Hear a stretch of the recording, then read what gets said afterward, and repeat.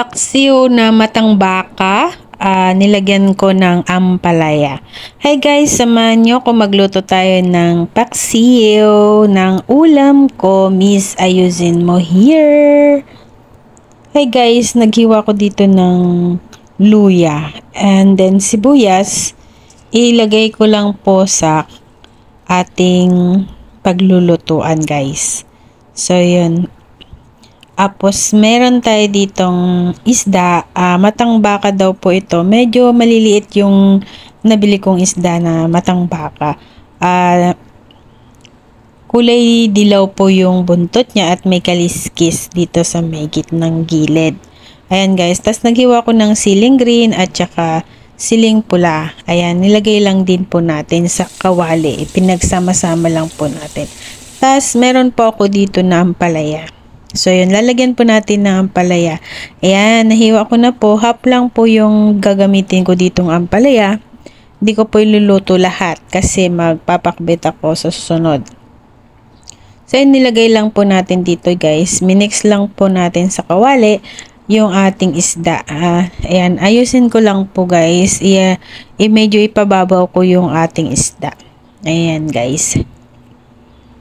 So, after po no, nalagay na natin yung mga ingredients sa ating kawali, ay nilagyan ko po ito ng seasoning. Ayan. Try ko lang pong maglagay ng seasoning. Ayan, guys. Tsaka po nilagyan ko po ito ng asin. Ayan. Then, after po nun, nilagyan ko po ng suka. Ayan. Ito po yung suka na puti, ayan. And then, lagyan ko lang po ng small cup ng water. At nilagyan ko po ito ng oil. Ayan, guys. So, ito yung oil. So, after po nun, ay atin na tong isasalang sa apoy. Ayan, guys. So, kompleto na po yung ating iluluto at isalang na natin sa apoy guys. So yun, takpan lang po natin ito at pakuluan. Ayan guys, kumukulo na po yung ating paksiw. So yun, ito na po yung ating paksiw. Yan. Paksiw na matang baka na may ampalaya. Ayan. So hindi pa po masyadong luto ay takpan ko pa po ulit.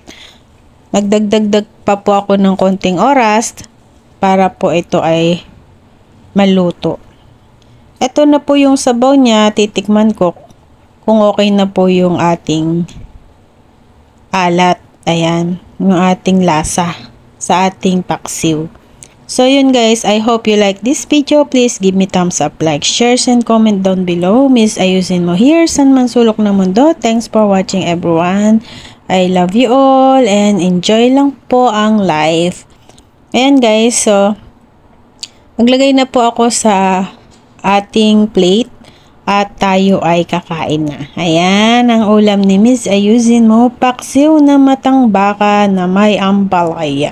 Thanks for watching. God bless everyone. So yummy, delicious ng ulam ko guys. Fresh po na fresh yung aking nabiling isda. So yun.